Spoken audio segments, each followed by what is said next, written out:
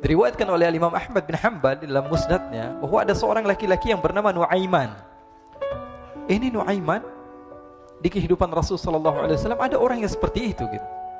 Orang yang sering minum minuman keras. Rasul sallallahu alaihi wasallam marah, murka. Rasulullah kalau yang berhubungan dengan Rasulullah tidak marah. Tapi kalau sudah berhubungan dengan agama, Rasul sallallahu alaihi wasallam adalah orang yang paling marah, orang yang paling istiqamah dalam kebenaran. Maka Rasulullah panggil Nuaiman, apa yang kau lakukan? Dia katakan, aku minum minuman keras ya Rasulullah. Rasulullah cambuk dia. Kemudian dia bertobat kepada Allah. Kemudian ketahuan lagi minum. Kemudian dicambuk lagi oleh Rasulullah sallallahu alaihi wasallam, sehingga sebagian sahabat memukul dia dengan pukulan yang banyak. Sehingga apa yang berlaku? Sebagian sahabat mengatakan, la'natullahi ala Nuaiman. Semoga Allah melaknat Nuaiman. Dia mempermainkan Rasulullah. Dia bilang sudah mau taubat tapi minum lagi. Dia bilang sudah mau taubat tapi minum lagi. Maka Rasulullah SAW mengatakan, la tal'anuh fa innahu yuhibbullah wa rasulah. Kata Rasulullah, jangan kamu laknat Nuaiman, karena dia itu cinta sama Allah, cinta sama Rasulnya. Dalam riwayat dia dicintai Allah dan dicintai oleh Rasulnya Muhammad sallallahu alaihi wasallam. Ibn Majah menceritakan bahwa Nuaiman ini pernah suatu waktu diajak oleh Sayyidina Abu Bakar pergi ke negeri Syam. Negeri Syam itu di mana? Seperti yang diceritakan tadi, antara daerah Suriah, Lebanon, Yordania, kemudian Palestina. Daerah seperti itu. Umumnya orang Quraisy pada masa itu mereka memiliki rihlah berdagang, membeli dagangan ke Syam, kemudian dijual lagi di kota Makkah. Ketika itu Rasulullah SAW didatangi Abu Bakar. Sayyidina Abu Bakar mengatakan kepada Rasulullah, ya Rasulullah, saya mau izin ya Rasulullah. Mau apa? Saya mau ajak dua sahabat kamu ini ikut berdagang ya Rasulullah. Siapa kata Rasul? Nuaiman. Kata Rasulullah SAW, Nuaiman kamu mau ajak? Mau ngapain? Biar seru-seruan aja ya Rasulullah. Kata Rasulullah, ya sudah, saya izinkan kamu bawa Nuaiman. Ketika itu Sayyidina Abu Bakar membawa Nuaiman sama satu sahabat namanya Suwaibid ibn Harmalah. Siapa namanya?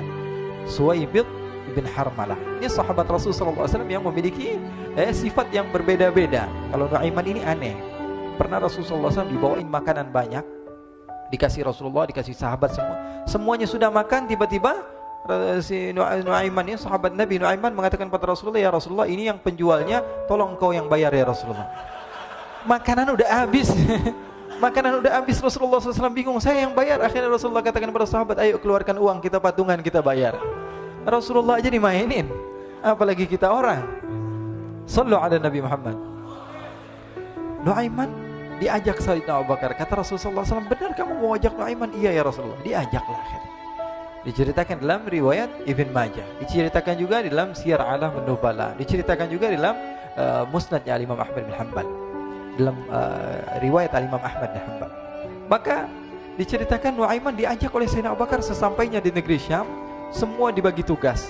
Fulan bin Fulan kerjaannya ini, Fulan bin Fulan kerjaannya ini, semua memiliki kerjaan. Nuaiman tanya, wahai Abu Bakar, kerjaannya saya apa wahai Abu Bakar? Kata Sayyidina Abu Bakar, kamu mau ngapain terserah kamu wahai Nuaiman. Yang penting kamu ikut saya kan. Kemudian satu di antara mereka namanya Suwaibid ibn Harmalah. Ditanya oleh Sayyidina Abu Bakar, wahai Suwaibid, kamu mau kerjaan apa? Kata Suwaibid, terserah kamu wahai Abu Bakar. Kata Sayyidina Abu Bakar, kamu menjaga makanan, karena saya tahu kamu ini adalah orang yang senantiasa menjaga amanah. Suwaibid ini kalau disuruh maju dia maju, disuruh mundur dia mundur, disuruh ke kanan dia ke kanan, disuruh ke kiri dia ke kiri. Orang yang ikut aja. Kalau Nuaiman beda, disuruh maju dia ke belakang, kasih sen kanan ke kiri belok. Nuaiman itu orang yang berbeda. Maka Suwaibid mendapatkan tugas, semua mendapatkan tugas kecuali Nuaiman. Sehingga ikhwani, apa yang berlaku, apa yang terjadi? Sayyidina Abu Bakar pergi sibuk dengan kesibukannya, sehingga datanglah waktu siang. Nuaiman sudah lapar.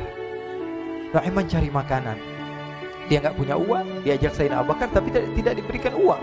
Sehingga dia cari-cari makanan. Dia tahu Suwaibid yang jaga makanan. Dikatakan, wahai Suwaibid, saya mau makan, berikan kepada saya satu roti saja. Yang terpenting apa? Saya makan sekarang, saya sudah lapar.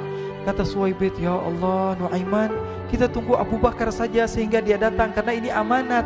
Amanat dari Abu Bakar, saya tidak boleh berikan kepada siapapun kecuali atas izin Abu Bakar.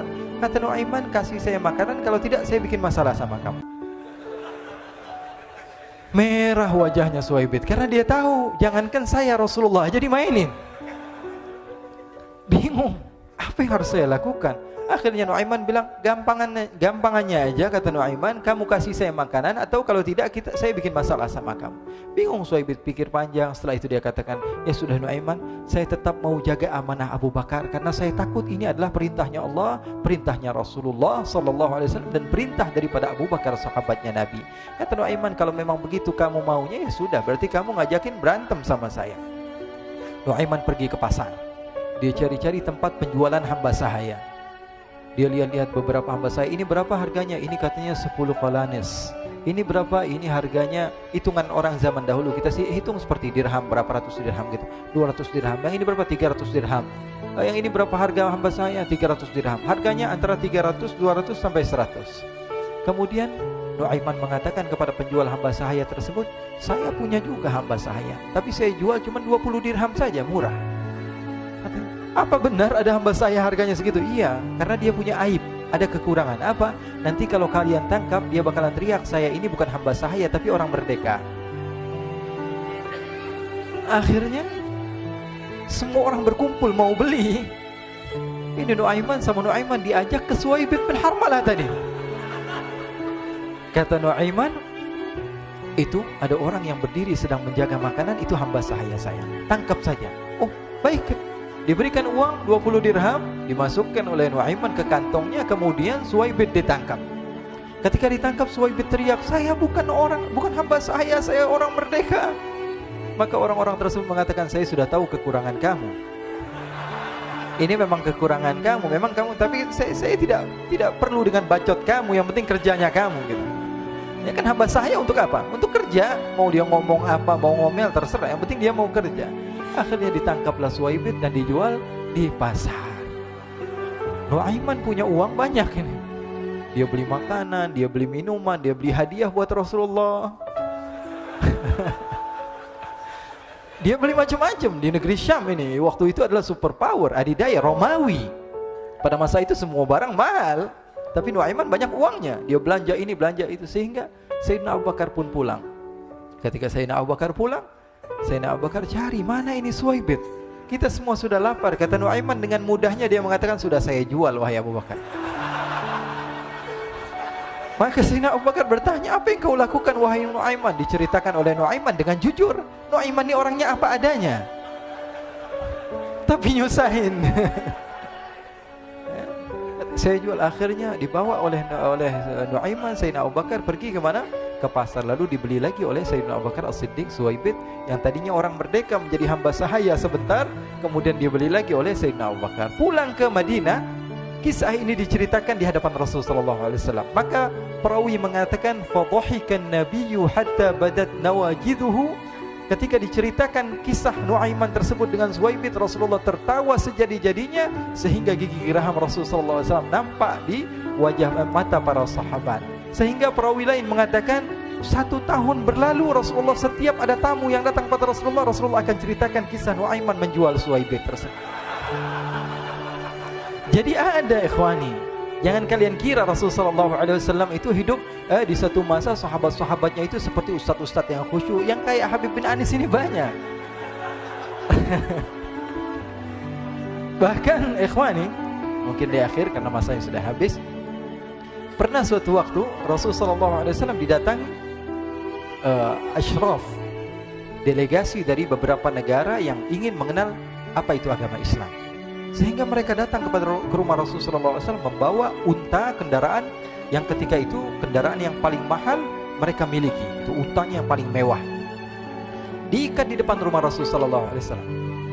Tamunya pun masuk, duduk bersama Rasulullah SAW. Di depan rumah Rasulullah SAW ada beberapa sahabat. Ada Sayyiduna Hamzah. Kalian tahu Sayyidina Hamzah adalah orang yang pemberani. Ada Sayyiduna Umar. Kalian tahu Sayyidina Umar adalah orang yang pemberani. Ada Sayyiduna Ali bin Abi Thalib. Ada Sayyiduna Sa'ad bin Abi Waqqas. 4 sahabat ini lagi nongkrong gitu depan rumahnya Rasulullah SAW, berjaga sebelum Allah Subhanahu wa taala turunkan ayat wallahu ya'simuka minan nas. Ketika mereka sedang asyik duduk, tiba-tiba Nuaiman datang. Ini Nuaiman kalau datang pasti bikin sesuatu yang aneh. Bahkan dikatakan tidaklah Rasulullah SAW dalam keadaan bersedih, kecuali Nuaiman datang Rasulullah akan tersenyum. Jadi sebagian sahabat itu senang kalau sudah Nuaiman datang, pasti Rasulullah bahagia. Tapi ketika itu Nuaiman datang, ingin duduk bareng-bareng Sayyidina Hamzah. Sayyidina Hamzah katakan kepada Nuaiman, bercanda begitu. Nuaiman, kamu lihat unta orang datang dari luar Arab ini. Lihat, kata Nuaiman, ini besar banget ini, badannya besar gitu. Dagingnya pasti banyak. Iya, ini kalau kita sate enak nih ntar malam. Kata Nuaiman. Kata Sayyidina Hamzah, apakah kamu berani? Kata Nuaiman, saya berani aja asal kalian gak bilang sama Rasulullah. Kata Sayyidina Hamzah, benar wahai Nuaiman, benar kan? Akhirnya Sayyidina Hamzah lupa masalah itu, cuma bercanda-bercanda saja. Sayyidina Hamzah lagi asik sama Sayyidina Umar, Sayyidina Ali. Tiba-tiba apa? Ternyata ketika dia melihat unta tersebut sudah pisah antara kepala sama badannya. Nuaiman mengatakan, wahai Hamzah, ini unta saya sudah potong, saya mau pergi sebentar. Kalau Rasulullah cari saya, tolong jangan beritahu di mana saya. Nanti kalau keadaan sudah aman, mari kita nyate bareng-barengan. Ini ada yang seperti itu di zaman Rasulullah SAW. Maka dia pun berlari dan berlari mencari satu tempat supaya Rasulullah SAW dia selamat daripada Rasulullah SAW. Sehingga Sayyidina Hamzah bingung, ini kalau Rasulullah keluar gimana? Ada Hamzah Asadullah, ada Ali bin Abi Thalib, ada Umar, gak bisa jaga kendaraannya, tamunya Rasulullah Sallallahu Alaihi Wasallam. Akhirnya benar apa yang terjadi, ikhwani. Rasulullah Sallallahu Alaihi Wasallam tamunya mau pulang. Ketika dia buka pintu tamu melihat apa? Untanya sudah begitu. Mereka teriak, wa naqatah, unta kami wahai Muhammad. Baru mau kenal Islam, unta kami, kendaraan kami sudah dibuang. Rasulullah SAW lihat Sayyidina Hamzah, lihat Sayyidina Ali. Mereka gak bisa ngomong, mereka hanya bilang apa? Nuaiman ya Rasulullah. Rasulullah perintahkan Sayyidina Umar, wahai Umar, sekarang kamu ambil uang, kemudian kamu gantikan, kemudian kamu berikan 2 kali lipat daripada harta unta ini, sehingga apa? Agama Islam tidak didengar dengan sesuatu yang tidak baik di luar sana. Akhirnya diberikan harta, diberikan unta yang baru dan diberikan harta yang lebih untuk orang tersebut, sehingga orang tersebut tidak menjelek-jelekan agama Islam. Kata Rasulullah SAW, dan sekarang waktunya kita balas dendam sama Nuaiman. Nuaiman ternyata berlari tempat yang jauh sampai hampir keluar dari kota Madinah. Dia dapatkan seorang sahabat Nabi yang hadir juga dalam peperangan Badar, namanya Al-Miqdad bin Al-Aswad. Siapa namanya? Al-Miqdad bin Al-Aswad ketika itu sedang menggali sumur. Ketika sedang menggali sumur, Nuaiman datang.